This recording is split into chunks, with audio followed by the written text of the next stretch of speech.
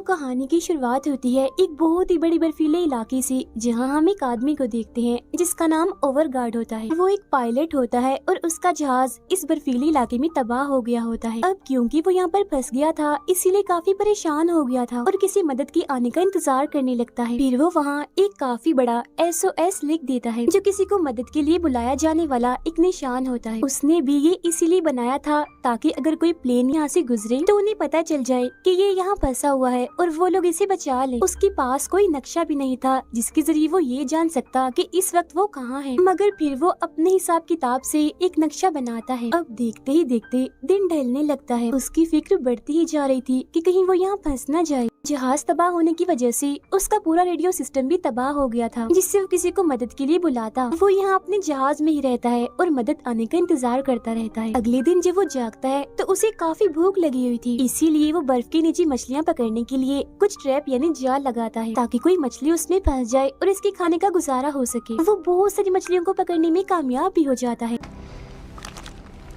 उसे यहाँ 2 से 3 दिन गुजर जाते हैं, मगर कोई भी उसके बचाव के लिए यहाँ नहीं आता। रोज सुबह उठने के बाद वो एक मछली खाता था और फिर अपनी सिग्नल देने वाली मशीन को लेकर ऊंची ऊंची जगहों पर जाया करता था ताकि मशीन से निकलने वाले सिग्नल्स कोई हेलीकॉप्टर या प्लेन देख ले या फिर कोई टीम उस सिग्नल को पकड़ ले और उसे बचाने के लिए आ जाए। अगले दिन वो नक्शे पर हर उस जगह को बना देता है जहाँ उसने बैठकर मशीन के जरिए सिग्नल्स भेजे थे, लेकिन अफसोस 4 से 5 दिन गुजर जाने के बाद किसी ने भी उसका सिग्नल नहीं देखा। ओवरगार्ड हर रोज एक जगह पर जाया करता था जहाँ उसने कुछ पत्थर रखे हुए थे। वो उनसे बातें करता था। फिर जब वो अपने जहाज की तरफ वापस आता है तो देखता है कि किसी ने उसके डब्बे को तोड़कर वहाँ से सारी मछलियाँ ले ली हैं। आसपास देखने पर उसे कुछ भी दिखाई नहीं देता, मगर फिर जैसे ही वो अपने पैरों की तरफ देखता है तो वहाँ उसे बर्फानी रिछ के काफी बड़े बड़े पैरों के निशान दिखते हैं, जो देख वो काफी डर जाता है और वापस अपने प्लेन में आ जाता है। वो सोचने लगता है कि अब उसके लिए एक नहीं बल्कि 2 मुसीबतें हैं। उसे ना सिर्फ ठंड से बच के रहना है बल्कि अब उस रिछ से भी बचना है,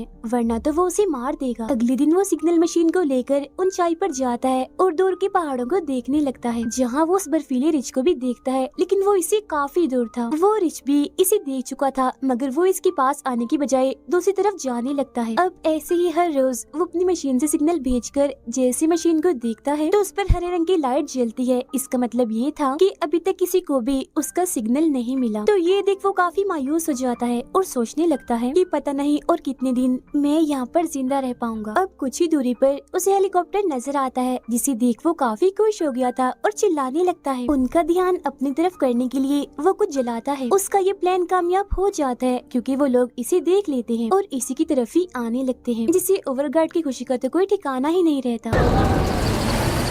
मगर फिर अचानक से वहाँ मौसम खराब होने लगता है क्योंकि वहाँ तूफान आ गया था, जिस वजह से हेलीकॉप्टर भी संभल नहीं पाता और वहीं तबाह हो जाता है। ये देख ओवरगार्ड एकदम मायूस हो जाता है और हेलीकॉप्टर के पास जाने लगता है। पास आकर वो देखता है कि सर पर चोट लगने की वजह से पायलट की मौत हो गई है, मगर हेलीकॉप्टर में जो मुसाफिर थी वो अभी जिंदा थी, बस चोट लगने की वजह से वो बेहोश हो गई थी। ओवरगार्ड पायलट को बाहर निकाल कर लड़की को चेक करने लगता है। वो देखता है कि लड़की के पेट पर एक काफी बड़ा कट है, तो वो हेलीकॉप्टर में रखा मेडिकल बॉक्स उठाकर उसकी मरहम पट्टी करता है। हेलीकॉप्टर का दरवाजा तोड़कर उस पर लड़की को रखता है और उसे खींचकर वापस अपने प्लेन की तरफ आने लगता है। प्लेन में आने के बाद लड़की को होश आती है। वो ओवरगार्ड से उस पायलट के बारे में पूछती है, जिस पर वो बताता है कि वो बेचारा तो मारा गया है। ये सुन वो लड़की इतनी टेंशन ले लेती है कि दोबारा से बेहोश हो जाती है। अब क्योंकि ओवरगार्ड को अपना काम भी करना था, इसीलिए वो जाने का सोचता है, मगर जाते जाते वो लड़की के लिए एक नोट छोड़ता है, जिस पर वो लिखता है कि घबराना नहीं,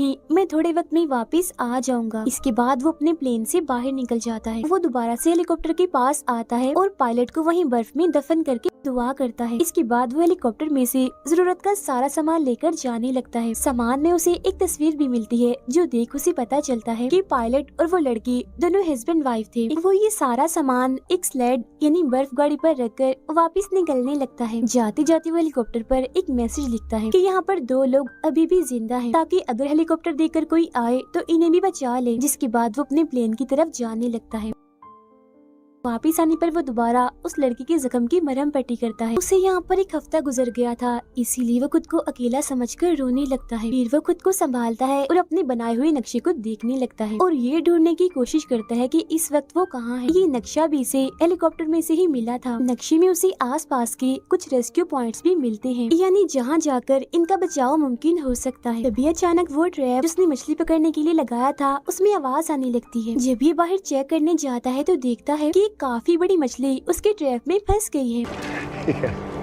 अब सामान में कुछ नूडल्स भी थे जिन्हें मछली के साथ वो पकाता है और आज काफी दिनों के बाद उसे गर्मा गर्म खाना खाने को मिलता है। साथ ही वो उस लड़की को भी होश में लाता है और थोड़ा सा खाना उसे भी खिलाता है, लेकिन वो ठीक से नहीं खा रही थी क्योंकि अभी भी वो बेहोश ही थी। अब वो सिग्नल मशीन दोबारा से लेकर काफी दूर जाता है, साथ ही वो अपने प्लेन पर भी नजर रख रहा था। अब ऐसे ही करते करते उन्हें कुछ और दिन गुजर जाते हैं। लड़की की तबीयत भी दिन ब दिन खराब होती जा रही थी। मेडिकल बॉक्स में जो दवाइयाँ थी उनका भी उस पर कोई असर नहीं हो रहा था। सारी सूरत हाल को देखते हुए ओवरगार्ड पास वाले रेस्क्यू पॉइंट पर जाने का सोचता है। उसने काफी मछलियाँ भी अपने साथ स्टोर कर ली थी ताकि सफर में ये उसके खाने के काम आ सके। इसके अलावा पानी और बाकी जरूरत का सामान भी लेकर वो स्लेड पर रखता है, जिसके बाद वो लड़की को भी अपने स्लीपिंग यानी सोने वाले बैग में डालकर स्लेड पर रख देता है क्योंकि वो उसे भी अपने साथ ले जा रहा था। आखिरी बार वो अपने प्लेन को देखता है, जिसके बाद स्लेड की रस्सी को अपने पेट पर बांधकर निकलने लगता है। रास्ते में बार बार ओवरगार्ड को उस लड़की की फिक्र हो रही थी, इसीलिए वो उसे चेक करता है और पानी पिलाने की भी कोशिश करता है ताकि उसकी तबीयत और खराब ना हो जाए। साथ ही वो जानबूझकर उससे बातें भी करता है ताकि वो लड़की खुद को अकेला महसूस ना करे और उसे ऐसा ही लगे कि कोई तो है उसके साथ। देखते ही देखते वो थोड़ा रास्ता पार कर लेता है।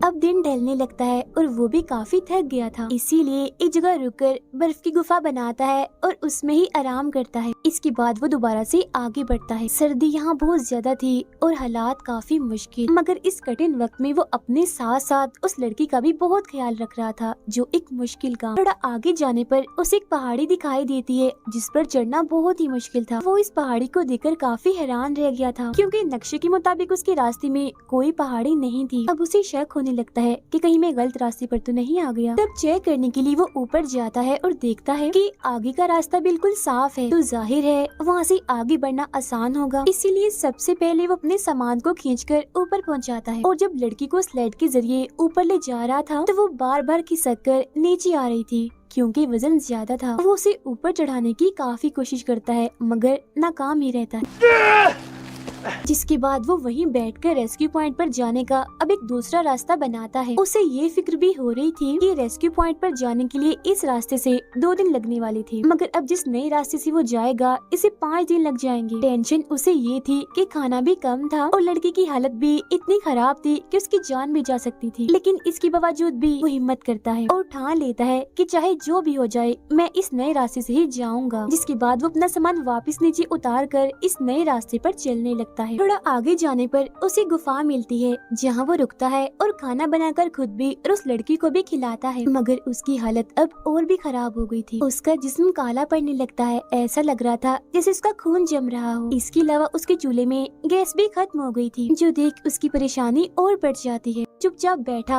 अभी सोच ही रहा था कि तभी उसे बाहर किसी के गुर्राने की आवाज आने लगती है, जो सुन वो पहचान लेता है कि बाहर बर्फानी रिच है। वो काफी डर गया था, इसलिए एकदम शांत रहता है, कोई आवाज नहीं करता। मगर इसी वक्त उस लड़की को खांसी होने लगती है, जिससे रिच को पता चल जाता है कि अंदर कोई है, तो वो अंदर आने की कोशिश करता है, पर क्योंकि गुफा का रास्ता काफी छोटा था इसीलिए वो अंदर नहीं आ पाता। वो रिच इतना चालाक था कि बर्फ को तोड़कर अब वो अंदर आने का रास्ता बनाने लगता है। ये देख ओवरगार्ड काफी घबरा जाता है और अपने सामान में फ्लेयर गन ढूंढने लगता है, जो उसे मिल ही नहीं रही थी, लेकिन काफी खोजने पर आखिर वो उसे मिल ही जाती है, जिसे जलाकर वो रिच को डराता है। डरकर रिच भी वहाँ से भाग जाता है। कुछ वक्त के बाद ओवरगार्ड बाहर आता है और देखने लगता है कि कहीं वो रिच आसपास तो नहीं, मगर जब वो उसे नहीं दिखता तो वो चुपके से वहाँ से निकलने लगता है अपने सामान और लड़की को लेकर। लेकिन जैसे ही वो थोड़ा आगे बढ़ता है तो बर्फीला तूफान आने लगता है। उसे आगे का कुछ भी दिखाई नहीं दे रहा था, जिस वजह से वो आगे नहीं बढ़ पा रहा था। वो स्लेड पर से लड़की को नीचे रखकर स्लेड को सामने की तरफ खड़ा कर देता है, जिसके पीछे वो और लड़की थे, ताकि उन पर बर्फ कम गिरे।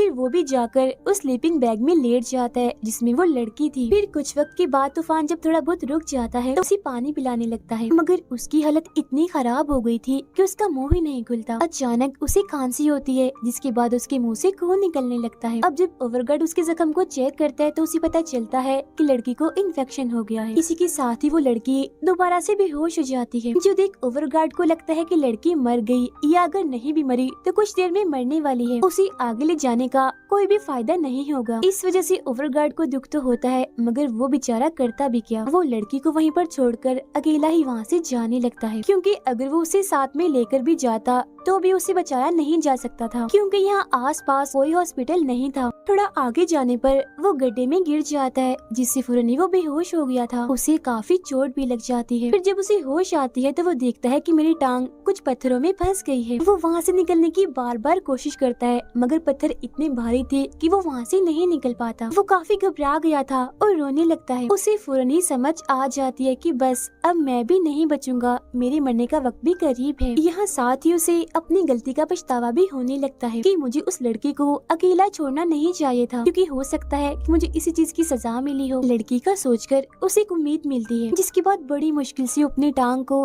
पत्थर के नीचे से निकालकर गड्ढे से बाहर आ जाता है। उसकी टांग काफी जख्मी हो गई थी और खून भी आ रहा था, मगर वो अपनी चोट को एक कपड़े की मदद से बांध देता है ताकि उसका खून न जम जाए। फिर वो जैसी तैसी करके वापस उस जगह पर आ जाता है जहाँ उसने लड़की को छोड़ा था। वो देखता है कि लड़की की हालत में अब सुधार आने लगा है, उसे होश भी आ गई थी और आंखें खुलते ही वो ओवरगार्ड को हेलो कहती है। ये सुनकर वो काफी दुखी हो गया था और रोने लगता है। साथ ही वो लड़की से माफी भी मांगता है। लड़की उसे संभालती है, मगर उस बेचारे को बहुत तकलीफ हो रही थी क्योंकि उसकी टांग पर काफी गहरी चोट थी। मगर फिर दर्द को सहते हुए वो लड़की और सामान को स्लेड पर रख के दोबारा से आगे बढ़ता है। इस बार वो एक छड़ी का भी इस्तेमाल करता है। कुछ देर चलने के बाद वो आखिरकार रेस्क्यू पॉइंट के काफी पास पहुंच गया था। वो खुद ऊपर जाकर देखता है तो कुछ दूरी पर उसे एक हेलीकॉप्टर दिखता है, जो देख वो काफी खुश हो जाता है। चिल्लाकर उन रेस्क्यू पॉइंट वाले लोगों को बुलाने लगता है। इसके अलावा उनका ध्यान अपनी तरफ करने के लिए वो फ्लेयर गन भी चलाता है, मगर अफसोस उन लोगों का जरा सा भी ध्यान इसकी तरफ नहीं आता। वो हेलीकॉप्टर को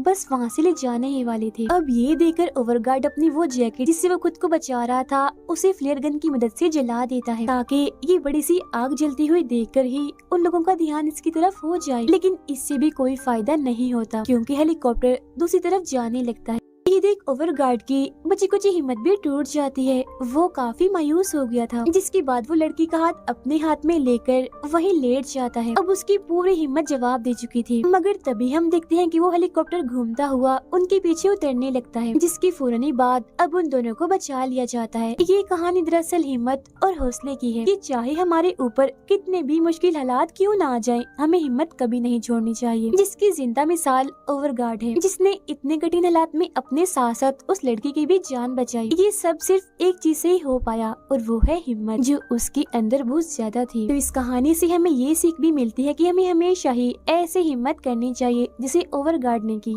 इसी के साथ ये कहानी यहीं पर खत्म हो जाती है।